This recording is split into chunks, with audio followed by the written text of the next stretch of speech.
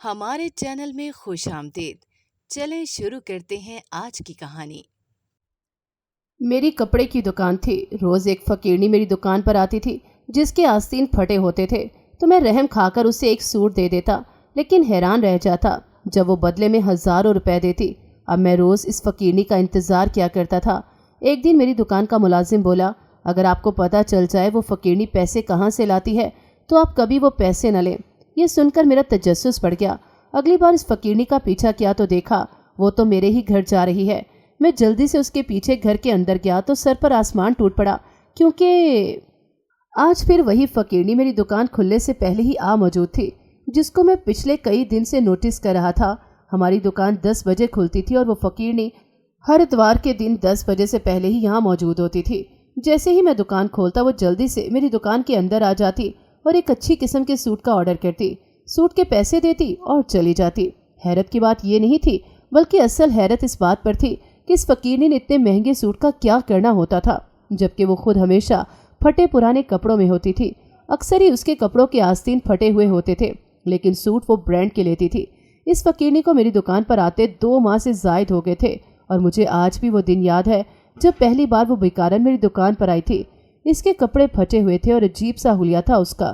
اسے دیکھ کر میں نے ناگواری سے کہا، بی بی معاف کرو، صبح صبح میں بھیک نہیں دیتا۔ میری بات سن کے اسے برا لگا اور مجھے کہنے لگی، میں بھیک لینے بھی نہیں آئی، سوٹ خریدنے آئی ہوں، مجھے اچھا اور مہنگے والا سوٹ خریدنا ہے۔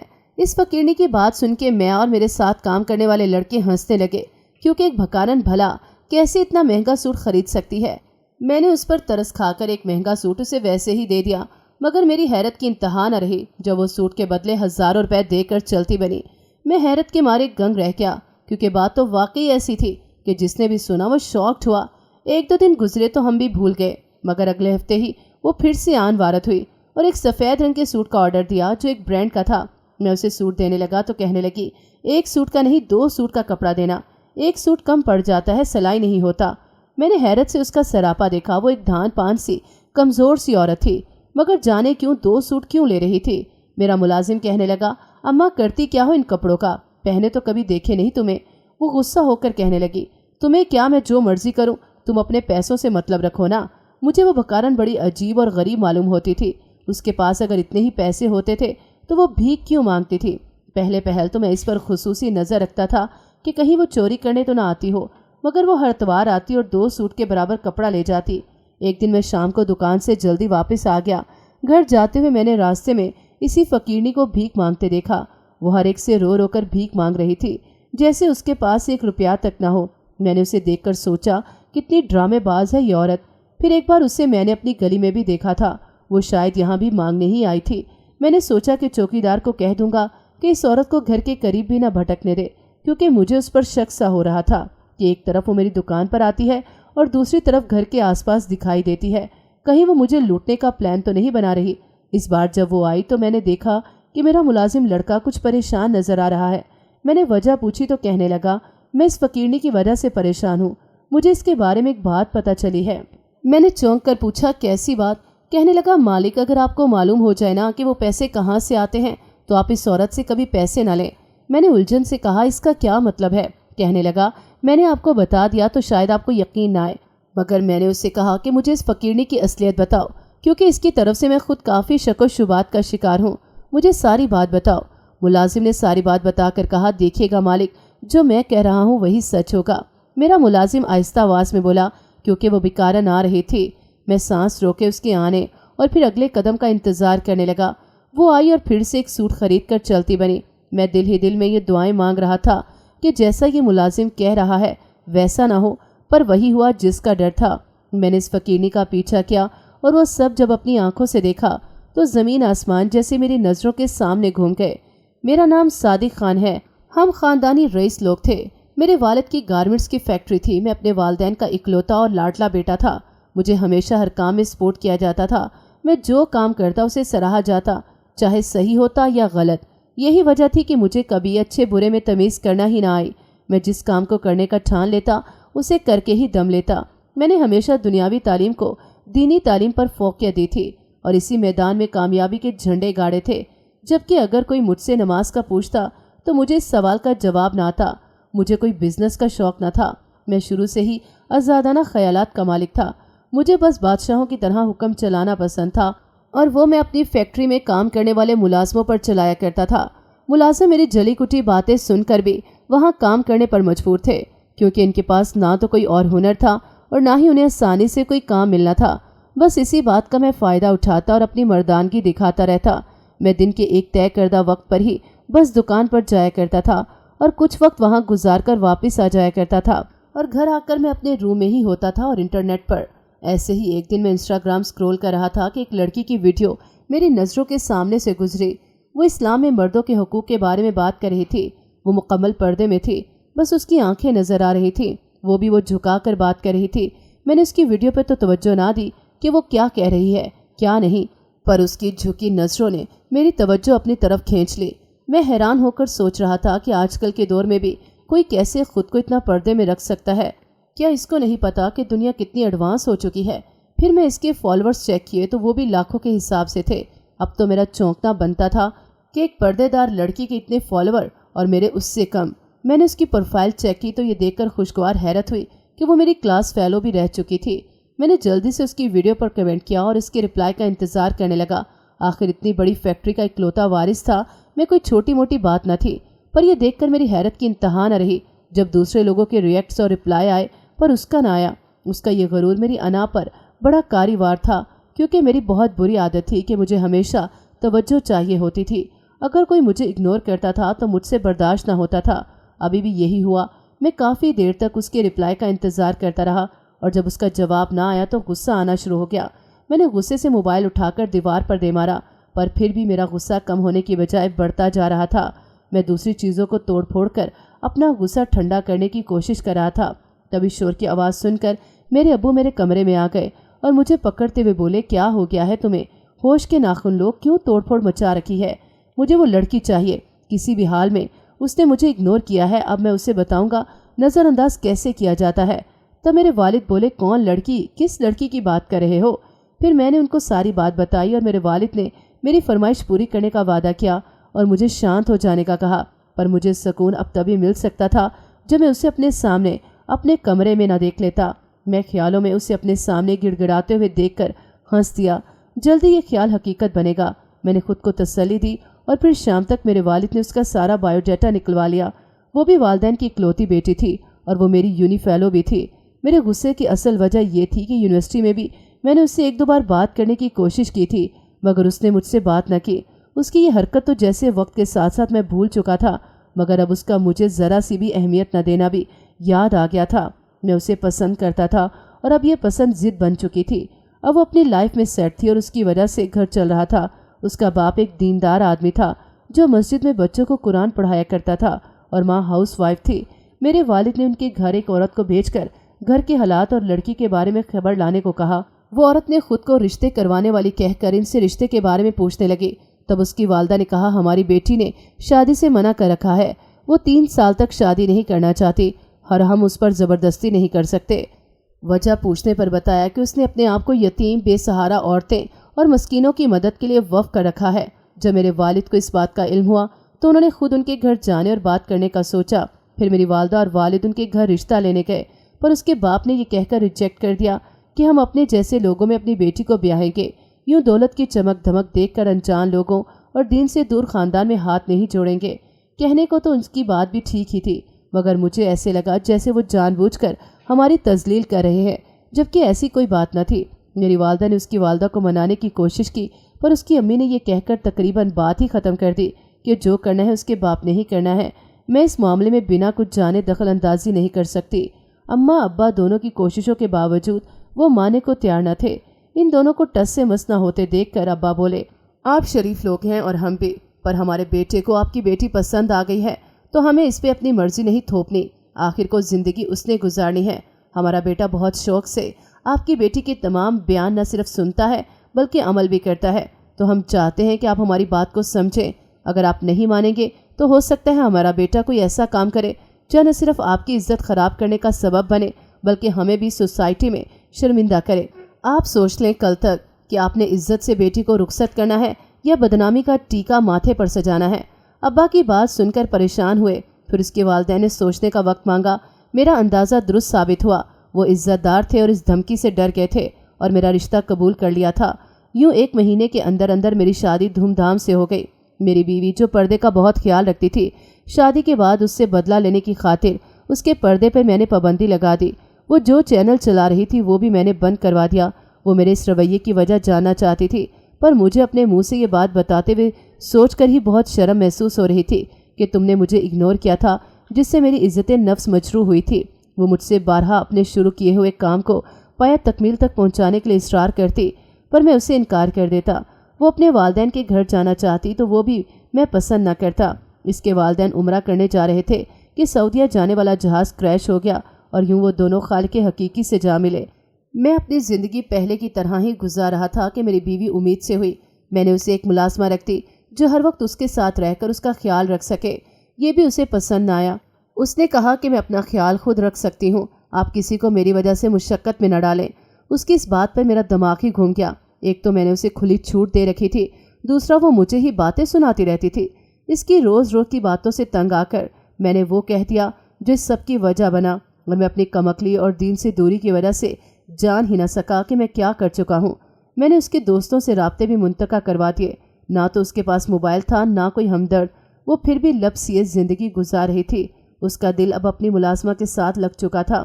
وہ اسے دل کی ہر بات شیئر کرنے لگی اور مجھ سے مزید دور ہوتی گئی، پر میں اپنی طاقت کے ضم میں کبھی اسے جان ہی نہ پایا کہ اصل وجہ کیا ہے۔ 1-2 دفعہ میں نے کوشش کی پوچھنے کی کہ مجھ سے کچھ مانگتی کیوں نہیں، پر میری انا آڑے آ گئی اور یہ سوچ کر نہ پوچھا کہ اگر ضرورت ہوگی تو خود ہی مانگ لے گی۔ مجھے کیا ضرورت پڑی ہے خواہ سر چڑھانے کی۔ ایسے ہی کرتے 2 ماہ کا عرصہ گزر گیا۔ کام تو میں پہلے بھی نہیں کرتا تھا، اب اور بھی آزاد ہو چکا تھا، پر ایک کام میں ابھی بھی روٹین کی طرح ہی کرتا تھا، وہ یہ کہ دکان پر بلا ناغہ جاتا اور ملازموں پہ روب جھاڑتا، پھر رات گئے تک دوستوں سے گپے لگاتا اور جب تھک جاتا تب گھر چلا جاتا۔ میں گھر جاتا تو میری بیوی چپ چاپ میرے آگے کھانا رکھ دیتی اور کھانا کھانے تک وہیں بیٹھ کر انتظار کرتی۔ جب میں کھانا کھا لیتا تو برتن سمیٹ کر کمرے میں آ جاتی۔ ایسے ہی ایک دن وہ کمرے میں آئی تو ہمیشہ کی طرح اس کی نظریں جھکی ہوئی تھیں۔ میں نے اس کی جھکی نظریں دیکھ کر غصے سے کہا، اگر اتنا ہی ناپسند ہوں تو میرے ساتھ میرے کمرے میں بھی نہ رہو، دوسرے کمرے میں چلی جاؤ۔ میں نہیں زبردستی تمہیں اپنے ساتھ باندھنا چاہتا۔ تب میری حیرت کی انتہا نہ رہی جب وہ یہ کہہ کر کمرے سے چلی گئی کہ اب جب تک آپ خود مجھے واپس نہیں لائیں گے میں واپس اس کمرے میں نہیں آؤں گی۔ اس کی بات سن کے میں ہنس دیا، جیسے مجھے اس کے ہونے یا نہ ہونے سے کوئی فرق ہی نہ پڑتا ہو۔ وہ دوسرے کمرے میں چلی گئی اور مجھے کھلی چھوٹ مل چکی تھی۔ پہلے تو وہ میرے دیر سے گھر آنے پر باز پرس کرتی تھی، اب وہ بات بھی ختم ہو چکی تھی۔ جو کام میں چاہتا تھا وہ بھی ہو چکا تھا۔ اب مجھے کوئی فکر نہ تھی، نہ ہی کسی کا ڈر تھا۔ راوی ہر طرف چین ہی چین لکھتا تھا۔ بونچال تو میری زندگی میں تب آیا جب میرے کیے گئے فیصلے ہی میرے لیے وبال جان بننے لگے، پر میں نے بھی اپنی انا کی آگ میں جلتے رہنے کو ترجیح دی اور مڑ کر بھی اس کا حال دریافت کرنے کی کوشش نہ کی۔ میں یہ بھی بھول چکا تھا کہ وہ میرے بچے کی ماں بننے والی ہے۔ وہ مجھ سے الگ ہو کر بھی میرے کھانے پینے کا بہت خیال رکھتی، مگر میں نے کبھی یہ جاننے کی کوشش ہی نہ کی کہ بیوی کے کیا حقوق ہوتے ہیں اور ایک شوہر ہونے کے ناطے مجھ پر کون کون سے حقوق واجب ہیں۔ مجھے یہ تک علم نہیں ہوتا تھا کہ اس کے خرچے کہاں سے پورے ہوتے ہیں۔ جب میری بیوی دوسرے کمرے میں شفٹ ہوئی تو اس کے کمرے میں موجود نہ ہونا مجھے کھلنے لگا۔ میں بجائے اسے 2 لفظ پیار اور معذرت کے بول کر واپس لانے کے مزید غصہ کرتا گیا۔ اس وقت میں ایک چیز جو تھی وہ یہ کہ اس نے کبھی میرے سامنے جاہل عورتوں کی طرح زبان نہ چلائی تھی۔ آفرین تھی اس کے صبر کی۔ مجھے اب گھر میں رہ کر اس کے ساتھ کی اپنی تمام زیادتیاں کوڑے کی مانند لگنے لگی تھی۔ وہ مخاطب تو مجھے پہلے بھی اتنا نہ کرتی تھی، اب تو جیسے وہ بالکل ہی چپ ہو کر رہ گئی تھی۔ میں نے اس خاموشی سے تنگ آ کر کچھ دن یہاں سے چلے جانا ہی بہتر سمجھا۔ میں جو سکون کا متلاشی اپنا گھر ملک چھوڑ کر دوسرے ملک بھٹک رہا تھا، میں ایک ہوٹل میں گمسم بیٹھا تھا کہ ایک بابا جی میرے پاس آ بیٹھے اور میرا چہرہ دیکھ کر بولے، کون ہے وہ؟ میں نے کہا، بیوی ہے میری۔ تب بابا جی نے کہا، منا لو اس سے پہلے کہ دیر ہو جائے، گزرا وقت ہاتھ نہیں آتا، اگر خوش رہنا چاہتے ہو تو دوسروں کو دکھ دینا چھوڑ دو۔ اتنا کہہ کر وہ چلے گئے اور میرے لیے سوچ کا ایک نیا در واہ کر گئے۔ میں جو بھول بیٹھا تھا کہ دوسروں کو بے سکون کرنے والا خود بھی سکون سے نہیں رہتا، اب جان گیا تھا۔ اپنی لامتناہی سوچوں سے تنگ آ کر میں نے گھر واپس جانے کا ارادہ کیا اور کسی کو بھی اطلاع دیے بغیر گھر واپس آ گیا۔ گھر آ کر میں اپنے کمرے میں جانے سے پہلے اس سے ملنے گیا، مگر میرے قدم اندر سے آتی آوازوں کو سن کر زمین نے جکڑ لیے۔ मैं जो अपने आप को संवारना चाहता था उसके ख्यालात जानकर बिना कुछ कहे अपने कमरे में वापस आ गया कि वो मुलाजमा से कह रही थी, मैं इस शख्स से अपने लिए कुछ नहीं मांगूंगी, मुझे उसकी ना पहले ज़रूरत थी और ना आज के बाद होगी, मैं अपने बच्चे को अपने बलबूते पर पाल लूँगी। इसकी बातें सुनकर मुझे गुस्सा आ गया। अब मुझे खुद पर गुस्सा आ रहा था। क्या ज़रूरत थी इस इंसान की बातों में आकर इसके लिए सोचने की। जहाँ मर्जी जाए और जो मर्जी करे, मुझे इसकी कोई परवाह नहीं। मेरा दिल इस बात से इनकारी था, मगर दिमाग हजार तावीलें घड़कर फिर से मुझे बदजन करने में कामयाब हो जाता। मैं अपने दिमाग की बात मानते हुए दिल की बात नज़रअंदाज कर देता। एक दिन मैं अपनी फैक्ट्री में गया और वहाँ से मुझे मेरा दोस्त अपनी दुकान पर ले गया, जो इसने मुझसे ही पार्टनरशिप पर ले रखी थी। उसने अपनी दुकान को इस तरह सेट कर लिया कि वो दिनों में एक मॉल की शक्ल इख्तियार कर गया, पर मैं फिर भी उसे तंग करने की गर्ज से दुकान ही कहता और रोज़ाना इस दुकान में जाने लगा। इस तरह कुछ वक्त के लिए ही सही मैं सब कुछ भूल जाता और फिर वापस घर आ जाता। एक दिन मैं घर आया तो हमारे घर का मुलाजिम कहता, मालिक मेरा बेटा 12 पास है, अच्छा हिसाब किताब करना जानता है, आपकी मेहरबानी होगी अगर उससे अपने मेन बाजार वाले मॉल में नौकरी दिलवा दें। तो मैं चूंकि उनको जानता था और उनके बेटे को भी, तो इसकी वहाँ नौकरी लगवा दी। दोनों बाप बेटा बहुत खुश हुए और मुझे दुआएं देते न थकते। अब रोज़ाना मैं मॉल में बैठने लगा। लोग इज्जत की निगाह से मुझे देखते थे। इस मॉल में मैंने हर इंसान को आने की इजाज़त दे रखी थी कि जो लोग भी मुझसे मिलना चाहें उन्हें हिचकिचाने की ज़रूरत न थी। मेरे दोस्त को ये बात पसंद ना आई। उसने कहा कि यार मॉल की जो रीच है वो कम हो गई है। जब हर कोई मुंह उठाए अंदर आ जाएगा तो मेहरबानी करो इस बात को ख़त्म करो, वरना अमीर तबका यहाँ आना पसंद नहीं करेगा। इसकी बात भी सच थी, पर मुझे तो शुरू से ही अपनी मनवाने की आदत थी और इसी आदत को मैंने कायम रखते हुए उसकी बात से इनकार कर दिया। मैं चूंकि 50% का पार्टनर था, इसलिए मेरा दोस्त अंदर ही अंदर पेचोताप खाता रहा, मगर मुंह से कुछ न कह सका। एक दिन उसकी दुकान में एक फकीरनी आई और मुझे अपने फटे पुराने आस्तीन दिखाने लगी। मैंने उसे उसकी मर्जी का सूट देने का कहा। जब उसे सूट दिया गया तो मेरी हैरत की इंतहा न रही जब उसने हजार के कई नोट मुझे दिए और कुछ कहे बगैर चले गए। इससे पहले मैं कुछ समझता, मेरा दोस्त वहाँ आया और बोला, यार इन फ़कीरों के पास बहुत पैसा होता है, बस इनको ऐसे रहने की आदत पड़ चुकी होती है, तभी ऐसे रहते हैं, वरना चाहें तो हमसे बेहतर घरों में रह सकते हैं, पर ऐसा करने से इनकी रोजी रोटी जल्द ही रुक जाएगी, तभी ये अपनी असल नहीं दिखाते। बहरहाल अच्छा है पैसे देकर सूट लिया, हमने कौन सा फ्री का मॉल ले रखा है। मैंने उसे कोई जवाब न दिया। अगले कुछ दिन फिर इसी वक्त वो फकीरनी आई तो उसे मुलाजिम ने मेरे कहने पर सूट दे दिया। वो फिर मेरे पास आई और पैसे देकर चले गए। इस तरह करते उसे पूरा महीना गुजर चुका था।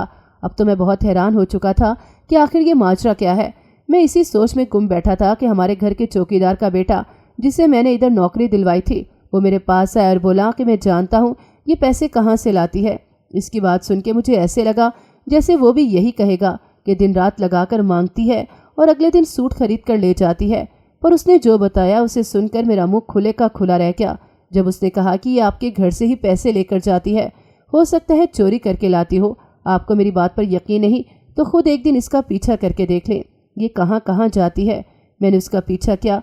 पहले तो वो किसी और घर में गई, वहाँ से कपड़ों वाला शॉपर तब्दील किया, नया कोई थैला सा लेकर हमारे घर की तरफ चल पड़ी।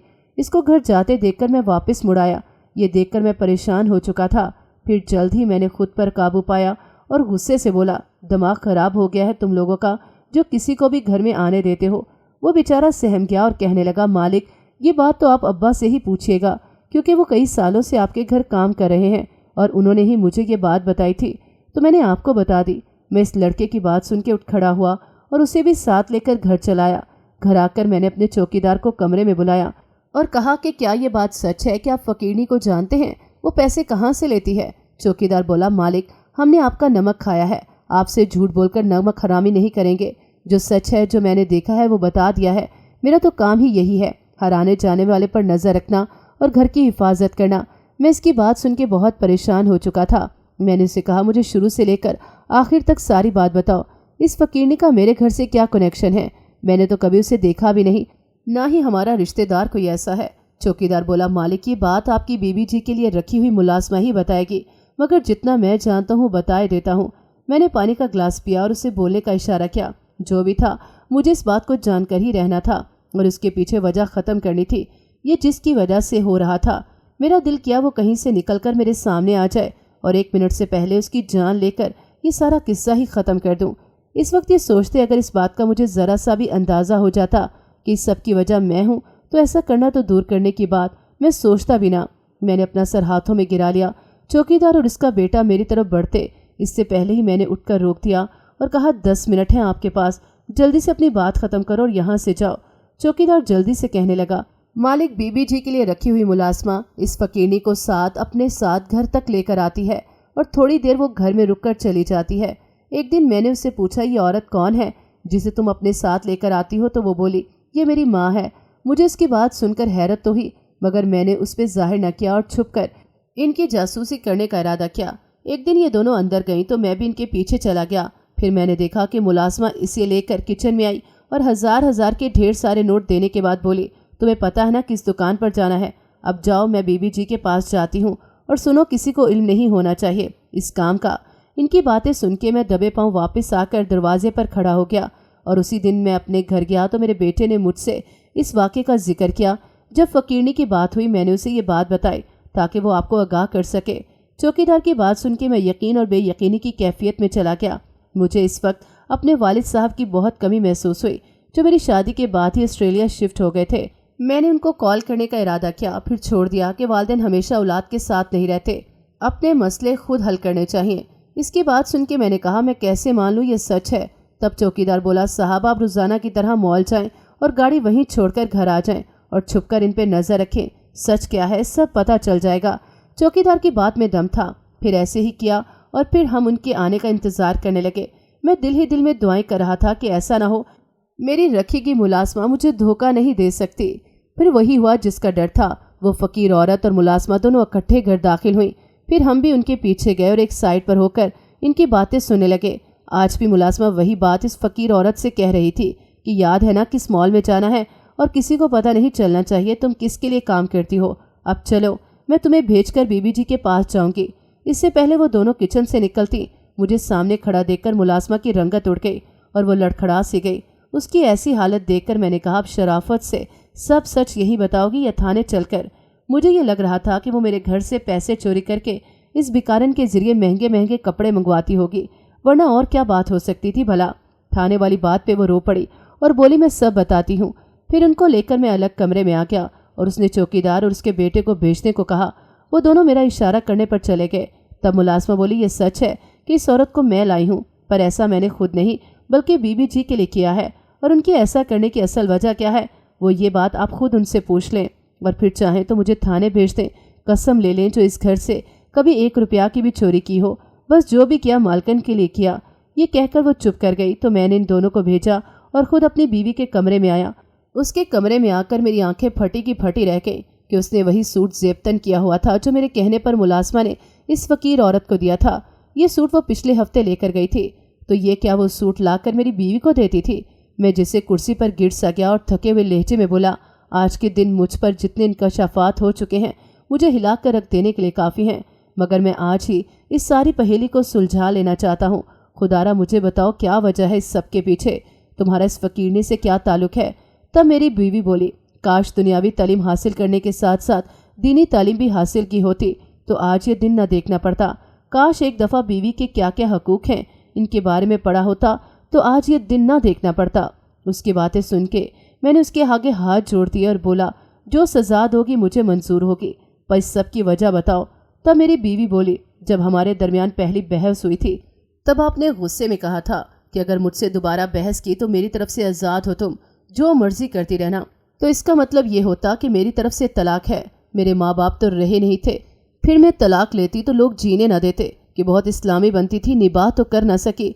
बस इसीलिए मैंने अपने लब सी लिए। फिर एक दिन ये बोझ मैंने मुलाजमा को बताया तो वो मुझे आपको बताने और समझाने के लिए कहने लगी, पर मैं उस सब के लिए तैयार न थी। मैं जैसी ज़िंदगी गुजार रही थी वैसी गुजारना चाहती थी। एक दिन मैं बहुत परेशान थी और ऐसे ही घर के लॉन में बैठी थी तो एक मांगने वाली औरत आई कि अचानक मुझे पता नहीं क्या हुआ।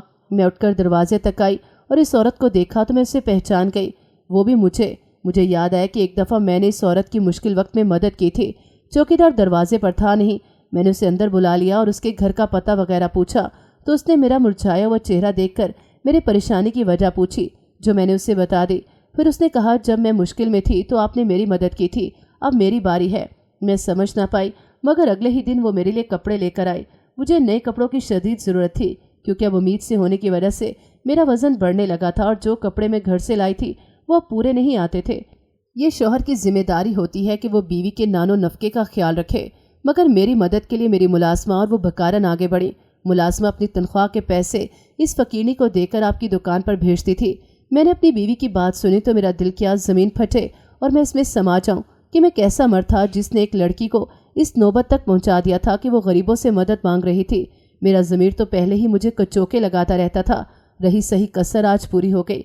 मुझे अपनी तमाम गलतियों का एहसास हो गया। वो बेड पर बैठी थी और मैं इसके कदमों में बैठ गया और कहा, अब तक जो हुआ वो वक्त वापस तो नहीं आ सकता, मगर मैं इसका अजाला करूँगा। मुझे बस एक मौका देकर देखो। मेरी बीवी भी रो रही थी और मैं भी। फिर उसने मुझे ये कहकर माफ़ कर दिया कि अल्लाह की नाराज़गी मोल नहीं ले सकती, शोहर को कदमों में बिठाकर गुनाहगार नहीं हो सकती। उसकी इस बात ने उसकी कदर मेरे दिल में और बढ़ा दी। मैं बेसाख्ता उसका हाथ पकड़ कर रोक दिया और मैंने पुख्ता इरादा कर लिया खुद को सुधारने का। मेरे सुधरने के बाद मेरी ज़िंदगी में बहुत बड़ी तब्दीली आ गई। हमारे 2 बच्चे थे और हम खुशहाल ज़िंदगी बसर कर रहे थे। फिर कभी हमारे दरमियान ऐसी लड़ाई ना हुई थी, क्योंकि मैं बदल चुका था और अहद कर चुका था कि बाकी की सारी उम्र उसे खुश रखूँगा। नाज़रीन, अगर आपको हमारी कहानी अच्छी लगी है तो वीडियो को लाइक करें, शेयर करें और हमारे चैनल को सब्सक्राइब करें। अगली वीडियो तक इजाज़त दें। अल्लाह हाफ़िज़।